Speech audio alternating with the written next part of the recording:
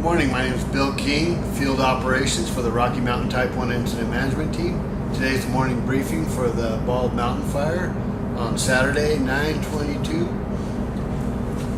Fire currently is 18,550 acres, and most of that acreage was gained by the burn operations we did up in here yesterday. I'll start off here down on the bottom in Alpha on the Bald Mountain Fire. Of course, we have blackline in there. We had containment a few days ago. That's all looking really good.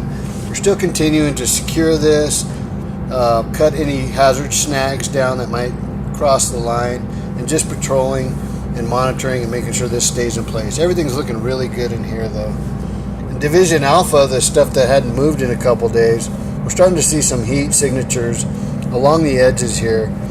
So we're going to get up and take a good look at that today, just to make sure it does not have an opportunity to move. Looking at the fuel transitions and if there's any stringers of any fuel that could continually move the fire at all. So we're going to take a hard look at this area here, but hasn't done much movement at all, just some heat along the edge that popped up yesterday. Here in Division Delta, we're starting our suppression repair along here, and that includes water barring, chipping, and anything that needs to be done in here.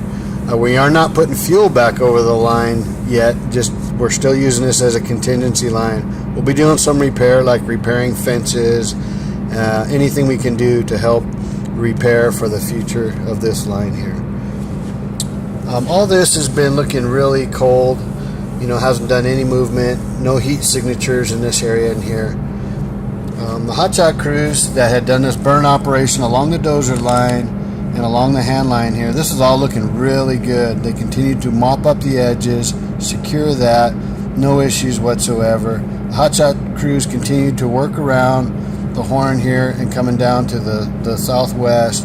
So everything's looking really good, and we're continuing to put bucket work where needed for this area, but it's looking really good and secure. So they did a real good job in there in that burn operation. Over here in Juliet, we're continuing to use the mobile retardant with helicopters in this area. There are some heat signatures way up in the canyons, and we're trying to insert folks in there where it's safe to do so and continuing to go directly where they need to. We're starting to come around the horn here, working towards the southeast as much as possible where it's safe to do so. Pretty steep country, but continuing to work this way in this direction.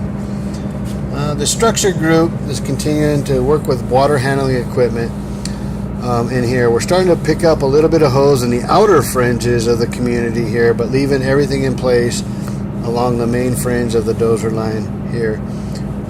We did lift evacuations today for Elk Ridge and Woodland Hills. We will be letting folks back in at 0900 this morning, mostly on the northern part and nothing directly within the fire area. So we still will have a evacuation next to the fire area.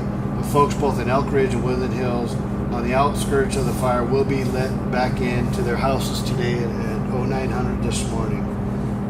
We still do have a night operations branch.